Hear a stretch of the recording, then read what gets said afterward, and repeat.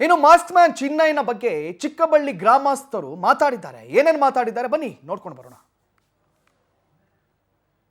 ಇವನು ಅರೆಸ್ಟ್ ಮಾಡೋದು ಒಳ್ಳೇದು.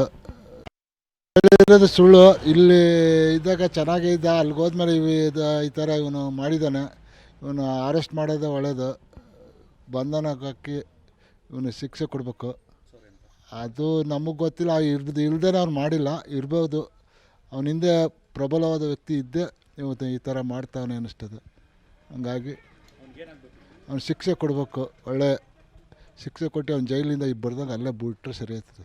ಅವ್ನು ಹೇಳಿರೋದು ಸುಳ್ಳು. ಇಲ್ಲಿ ಇದ್ದಾಗ ಚೆನ್ನಾಗೇ ಇದ್ದ, ಅಲ್ಲಿಗೆ ಹೋದ್ಮೇಲೆ ಹೌದು, ಚಿಕ್ಕಬಳ್ಳಿ ಗ್ರಾಮಕ್ಕೊಂದು ಹೆಸರುವಾಸಿಗೆ ಮಾಡಿದಂಥ ಕಳ್ಳ ಅವರ ಅಪ್ಪಾರು ಅವರೆಲ್ಲ ಚೆನ್ನಾಗಿದ್ದರು. ಇಲ್ಲಿ ಹಿಂದೆ ನಾವು ಚಿಕ್ಕವರು, ಇವನು ಇಲ್ಲೇ ಬೆಳೆದದ್ದು. ಆಮೇಲೆ ಅಲ್ಲಿಗೆ ಹೋದ್ಮೇಲೆಲ್ಲ ಈ ಥರ ಕೆಟ್ಟ ಹೆಸರು ಮಾಡಿರೋ ತುಂಬ ನಮಗೆ ಇದು ತಂದಿದ್ದಾನೆ. ಅದರಿಂದ ಅವನು ನೀವು ಶಿಕ್ಷೆ ಕೊಡಿಸ್ಬೇಕು ಅಂತ ನಾವು ಕೇಳ್ಕೊತೀವಿ, ನಿಮ್ಮ ಮೂಲಕ ಇದು ಮಾಡಲಿ ಅಂತ.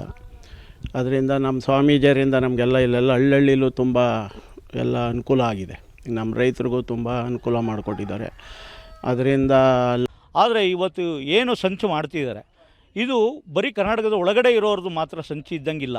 ಹಾಗಾಗಿ ಮೊನ್ನೆ ರಾತ್ರಿ ಪವರ್ ಟಿ ವಿ ನ್ಯೂಸ್ ಮಾಡಿದಂಥ ಸುದ್ದಿ ಏನಿದೆ, ನಾನು ರಾತ್ರಿ 11-12 ಗಂಟೆಯಲ್ಲೂ ಕೂಡ ರಾಕೇಶ್ ಶೆಟ್ಟಿಯವರು ಸುಜಾತಾ ಅವರ ಮನೆಗೆ ಹೋದದ್ದನ್ನು ನಾನು ನೋಡಿದ್ದೀನಿ. ಆ ಟಿ ವಿಯಲ್ಲಿ ಆ ಅಭಿ ಅನ್ನುವಂಥ ಹುಡುಗ ಸುಳ್ಳು ಸೋಷಿಯಲ್ ಮೀಡಿಯಾದಲ್ಲಿ ಪ್ರಚಾರ ಕೊಟ್ಟಿದ್ದನ್ನು.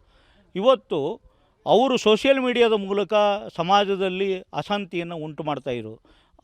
ಲಕ್ಷಾಂತರ ಕೋಟಿ ಅಂತ ತಪ್ಪು ಸರ್, ಮಾಡಬಾರ್ದಾಗಿತ್ತು. ಅವನಿಗೆ ಧರ್ಮಸ್ಥಳದ ಹೆಸರನ್ನು ಒಂದು ಬೆಲೆ ಇತ್ತು, ಅದಕ್ಕೆ ಆ ಹೆಸರನ್ನು ಕೆಡಿಸೋದಕ್ಕೋಸ್ಕರ ಈ ಚಿನ್ನಯ್ಯ ಅನ್ನೋನು ಈ ರೀತಿ ನಾಟಕ ಆಡಿರ್ಬೋದು ಅಂತ ನನ್ನ ಭಾವನೆ. ಅವನಿಗೆ ಶಿಕ್ಷೆ ಆಗಬೇಕು, ಶಿಕ್ಷೆ ಕೊಡೋದು ಒಳ್ಳೆಯದು. ಇನ್ನು SIT ತಂಡದವ್ರು ಇನ್ನೂ ಹೆಚ್ಚಿನ ಶಿಕ್ಷೆ ತನಿಖೆ ಮಾಡಿ ಹೆಚ್ಚಿನ ಶಿಕ್ಷೆಯನ್ನು ಕೊಡಲಿ ಅಂತ ನಾನು ಭಗವಂತನಲ್ಲಿ ಕೇಳ್ಕೊತೀನಿ. ಇದ್ರೂ ಇರ್ಬೋದು ಸರ್, ಅದನ್ನು ಹೇಳೋಕ್ಕಾಗಲ್ಲ. ಇದ್ರೂ ಇರ್ಬೋದು, ಪತ್ತೆ ಹಚ್ಚಬೇಕು ಅದನ್ನು. ಈಗೇನು ಈ ರೀತಿ ಈಗೇನು ಪತ್ತೆ ಹಚ್ಚಿದ್ದಾರೋ ಅದೇ ರೀತಿ SIT ಅವರು ದಯವಿಟ್ಟು ಅವನ ಪರಿಶೀಲನೆ ಮಾಡಿ ಪತ್ತೆ ಹಚ್ಚಿ ತನಿಖೆ ಮಾಡಿ ಅವನಿಗೆ ಹೆಚ್ಚಿನ ಶಿಕ್ಷೆ ಕೊಡಬೇಕು ಅನ್ನೋದು ನಾವು ಕೇಳ್ಕೊತೀವಿ. ತಪ್ಪು ಸರ್, ಮಾಡಬಾರ್ದು. ನಾವು ಜೊತೆಲೇ ಓದ್ತಿದ್ದೋ ಸ್ವಾಮಿ. ಅವನು 80ನೇ ಇಸ್ವಿ, ನಂದು 80ನೇ ಇಸ್ವಿ. ಆದರೂ ನನಗಿಂತ 2 ವರ್ಷ ಸೀನಿಯರ್ ಅವನು. ಈಗ ಈ ಸ್ಕೂಲ್ ವಿಚಾರದಲ್ಲಿ ಸ್ಕೂಲ್ ಮನೆ ಕೀ ಪಾಯಿ ಎಲ್ಲನೂ ಅವನೇ ತಗೊಂಡು ಹೋಗ್ತಿದ್ದ. ಇಲ್ಲ ಅದೇ ಈ ಊರಿನ ಇದರಲ್ಲಿ ಎಲ್ಲರ ಮನೆಯಲ್ಲೂ ಕೆಲಸ ಮಾಡ್ಕೊಂಡು ಏನೋ ಅವರು ಜೀವನ ಮಾಡ್ತಾಯಿದ್ರು. ಹೊರ್ಗಡೆ ಏನು ಮಾಡ್ತಿದ್ನೋ ಮಾಡ್ತಿದ್ನೋ ನಮಗಂತೂ ಗೊತ್ತಿಲ್ಲ. ಇಲ್ಲಿ ಮಾತ್ರ ಒಳ್ಳೆಯ ಅಭಿಪ್ರಾಯನೇ ಇದ್ದದ್ದು ಅವ್ರಿಗೆ. ಈಗ ಇಲ್ಲಿ ನಮ್ಮೂರು ಗ್ರಾಮಸ್ಥರೆಲ್ಲ ಅವರ ತಂದೆ ರಂಗಯ್ಯ ಅಂದ್ಬಿಟ್ಟು VIP ಏನು ಯಾರಿಗೂ ಏನು ಅನ್ಯಾಯ ಮಾಡಿಲ್ಲ, ಮೋಸ ಮಾಡಿಲ್ಲ. ನಮ್ಮೂರಲ್ಲಿ ಯಾರಿಗೂ ಏನು ತೊಂದರೆ ಕೊಟ್ಟಿಲ್ಲ, ಆಯಿತಾ. ಎಲ್ಲ ವ್ಯವಹಾರನೂ ಪಾಪ ಏನು ಮಾಡ್ತಿರ್ಲಿಲ್ಲ, ಹೆದರ್ಕತ್ತಿದ್ರು. ನಮ್ಮೂರವ್ರಿಗೆ ಹೆದರ್ಕತ್ತಿದ್ರು.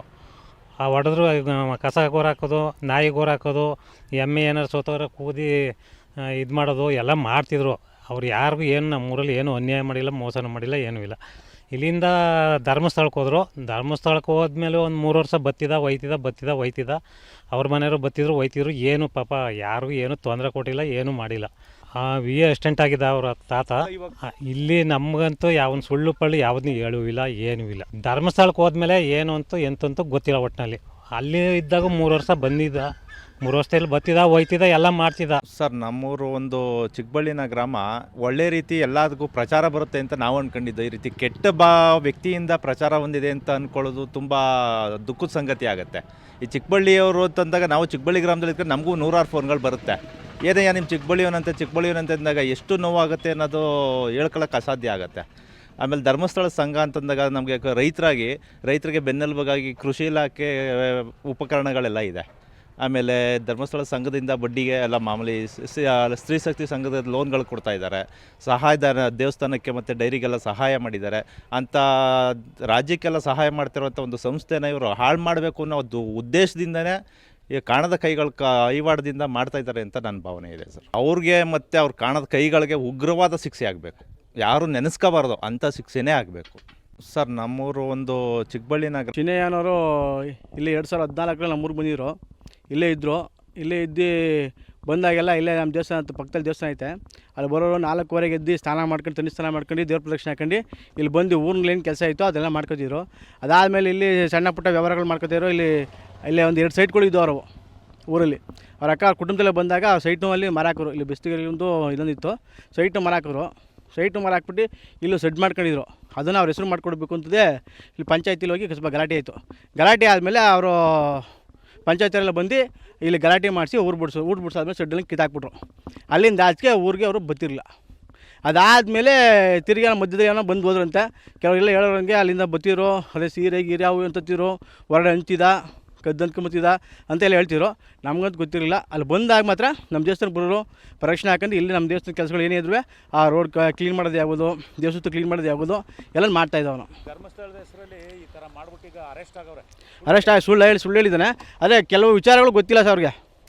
ತಪ್ಪಾಗಿದ್ದೋ ಸರಿಯಾಗಿದ್ದೋ ಅವ್ರನ್ನ ಕೂಲಂಕುಷವಾಗಿ ಅವ್ರನ್ನೇ ನೀವು ತನಿಖೆ ಮಾಡ್ಬೇಕು. ಈಗ ಅವ್ರನ್ನೇ ಬ್ರೈನ್ ಮ್ಯಾಪಿಂಗ್ ಮಾಡಿದ್ರೆ ಅಲ್ಲೇನು ಅನಾಹುತಗಳಾಗುತ್ತೆ, ಯಾರು ಅವರಿಂದ ಇದ್ದೇ ಅನ್ನೋದನ್ನ ಅವರು ಕೂಲಂಕುಷವಾಗಿ ಯೋಚನೆ ಮಾಡಿದ್ರೆ ಗೊತ್ತಾಗುತ್ತೆ. ಚಿನ್ನಯ್ಯನ್ನೇ ಬ್ರೈನ್ ಮ್ಯಾಪಿಂಗ್ ಮಾಡಬೇಕು. ಚಿನ್ನಯ್ಯನವರು ಇಲ್ಲಿ 2014 ನಮ್ಮೂರಿಗೆ ಬಂದಿದ್ರು.